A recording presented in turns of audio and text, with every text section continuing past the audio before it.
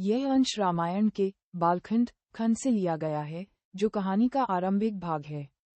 इसमें मनु द्वारा स्थापित समृद्ध कौशल राज्य, उसकी राजधानी अयोध्या और गुणी राजा दशरथ का वर्णन है। अपनी वृद्धावस्था और निसंतानता को भांपते हुए राजा दशरथ अपने गुरु वशिष्ठ की सलाह पर पुत्रेष्टि यज्ञ करने का निश्चय करते हैं। 1. स्थान: कौशल साम्राज्य, राजधानी अयोध्या, सरयू नदी के तट पर स्थित। 2. मुख्य पात्र: राजा दशरथ, एक न्यायप्रिय और दयालु शासक। 3. संघर्ष: वृद्ध निसंतान राजा उत्तराधिकारी को लेकर चिंतित है।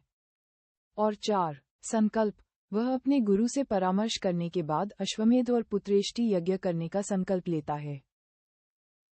अनुवाद। बलकंद कहानी की शुरुआत।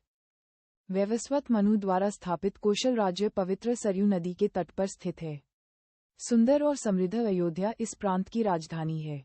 वैवस्वत मनु के वंश में अनेक वीर, शक्तिशाली, प्रतिभाशाली और प्रसिद्ध राजा हुए, जिनमें राजा दशरथ एक प्रमुख थे। राजा दशरथ वेदों के ज्ञाता, धर्मपरायण, दयालु, युद्धकला में निपुण और प्रजा के रक्षक थे। उनके राज्य में प्रजा शोकमुक्त, सत्यनिष्ठ और ईश्वर के प्रति समर्पित थी। उनके राज्य में किसी के प्रति द्वेष का कोई स्थान नहीं था। एक दिन दर्पण में अपने काले बालों के बीच एक सफेद बाल देखकर महाराज दशरथ सोचने लगे कि उनकी जवानी का अंत निकट है और वे अभी भी निसंतान हैं। उनका वंश कैसे आगे बढ़ेगा और बिना उत्तराधिकारी के राज्य का क्या होगा? ऐसा सोचते हुए उन्होंने पुत्र प्राप्ति के लिए पुत्रेष्टि यज्ञ करने का निश्चय किया। उन्होंने अपने कुल गुरु वशिष्ठ जी को बुलाया, उन्हें अपनी इच्छा बताई और यज्ञ की विधि के बारे में पूछा।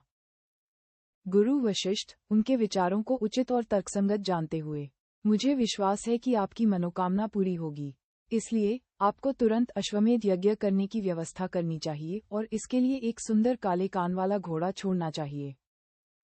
गुरु वशिष्ठ की सलाहानुसार महाराज दशरथ ने सरयू नदी के उत्तरी तट पर एक भव्य और सुंदर यज्ञशाला का शीघ्र निर्माण करवाया।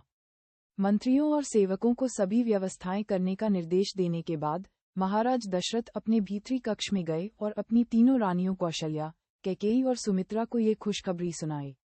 महाराज की बात सुनकर सभी रानियां प्रसन्न हुईं।